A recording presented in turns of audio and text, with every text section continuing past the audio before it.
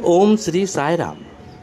भगवान श्री सत्य साईं बाबा जी के दिव्य चरण कमलों में कोटि कोटि नमन के साथ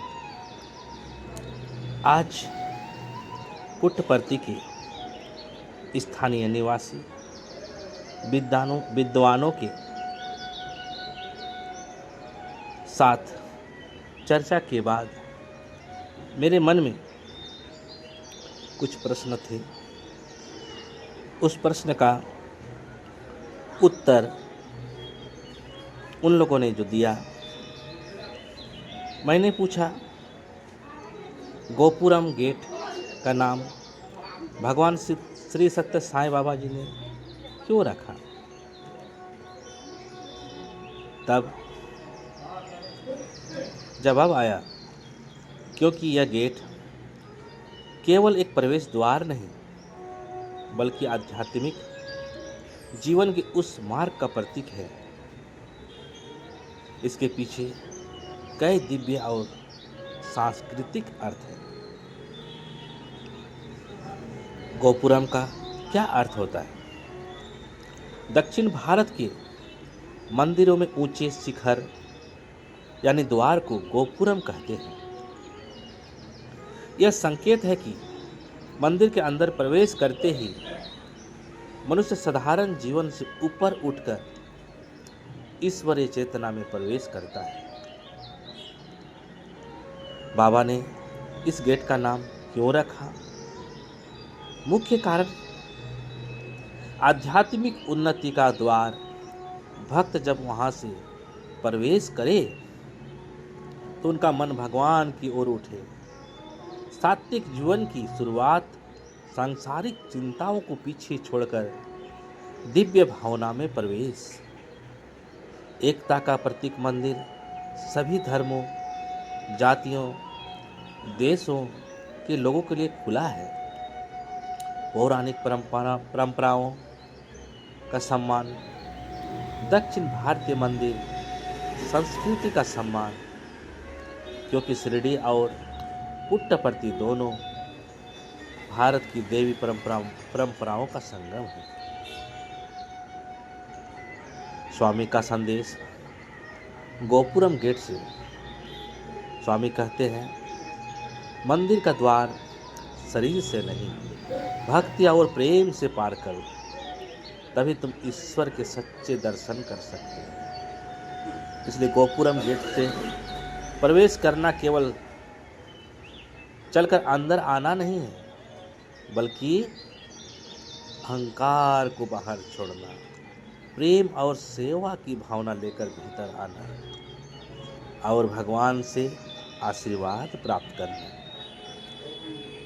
गोपुरम भक्तों के लिए इतना महत्व है। जब भी कोई भक्त गोपुरम गेट से प्रवेश करता है तब मन में यह भाव जागना चाहिए, मैं उस ईश्वर की शरण में जा रहा हूँ जो प्रेम, सत्य और सेवा का स्वरूप है। गोपुरम गेट की एक दिव्य कहानी। पुट्टपर्ती में एक वृद्ध भक्त आया। सफ़ेद बाल, साधारण सा कपड़े, हाथ में एक छोटा सा थैला। उसके चेहरे पर चिंता थी, आंखों में आशा थी। वह भक्ति से भरकर गोपुरम के सामने खड़ा हो गया। उसने मन में कहा, हे भगवान, मैं आपके पास आया हूँ, पर इतने बड़े मंदिर में मैं कहाँ आपको पा सकूँगा। वह धीरे धीरे गोपुरम गेट के पास जाकर बैठ गया। सामने भक्तों की भीड़, सुंदर प्रवेश द्वार, पर दिल में शांति नहीं थी। तभी एक साधारण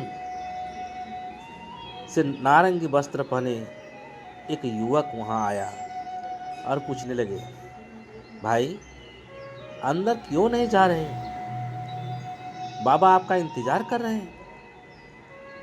वृद्ध बोले, मेरे पास कुछ नहीं बाबा को देने के लिए। जो खाली हाथ आता है, क्या उसे भगवान स्वीकार करते हैं?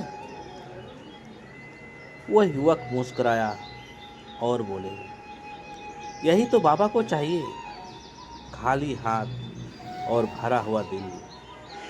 गोपुरम गेट इसलिए बना है, अपने लोभ, दुख, अहंकार सब बाहर छोड़ दो, अंदर केवल प्रेम लेकर प्रवेश करो। वृद्ध ने आश्चर्य से युवक को देखा। वह युवक आगे बोले, यह द्वार संसार से ईश्वर तक का मार्ग है। यहाँ से गुजरना मतलब अपने दिल को ईश्वर के लिए खुला छोड़ देना।